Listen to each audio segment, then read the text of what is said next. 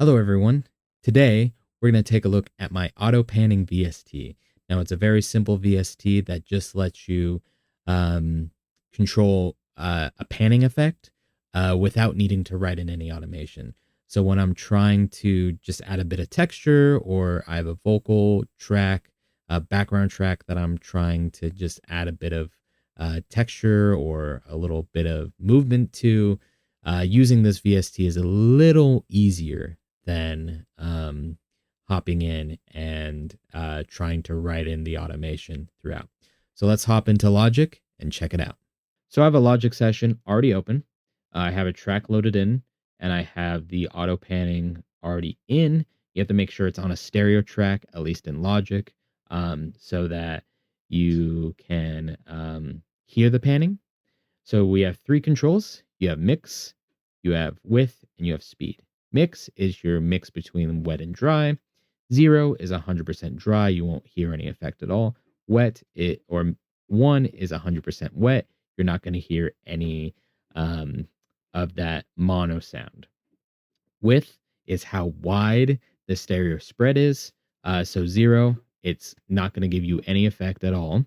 And as you bring that up, it's going to go farther and farther, left and right. Eventually, you get to 1, and you go all the way left to all the way right.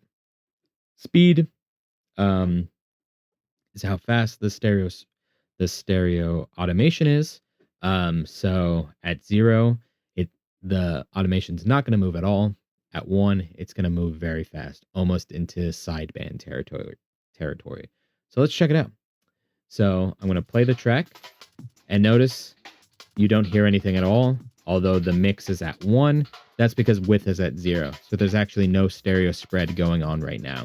So I'm going to turn up width, and as I bring it up, you're going to notice it's going to go a little farther left to right until I bring it all the way up to 100. And then it is mixing all the way from stereo left to all the way to stereo right. If I bring down the mix, you're going to notice you hear a little less of the stereo spread, but it still adds a little bit of texture to it, which I think could sound great. Finally, we have speed. So if I bring speed all the way down, and let me bring mix back up, you notice it's going to be stuck in a position because speed is 0. The automation's not moving at all. So as I bring up speed, you're going to notice it's going to go faster and faster. And eventually, you get up to 1, and it's very much like a side chain type effect, and you're even getting some side banding, some very low frequency side banding. But yeah, so this is a fun little effect I built just to add a little easy bit of texture onto vocal tracks if that's what I want to do. So thank you so much for your time. Download link is below. And again, if you have any suggestions or recommendations, please put them in the comments. Thanks so much, everyone.